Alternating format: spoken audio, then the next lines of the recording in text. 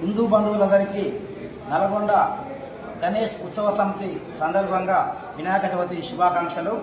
ఈరోజు నల్గొండ పట్టణంలో వినాయక గణేష్ ఉత్సవ సమితి కార్యాలయాన్ని ప్రారంభించాము.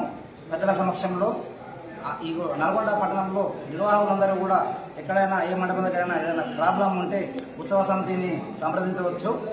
ఈ ఉత్సవ సమితి టోల్ ఫ్రీ నెంబరు చెప్తాను.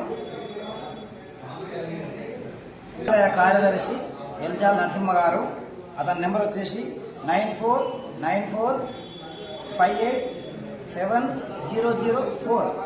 మళ్ళొకసారి చెప్తున్నాను.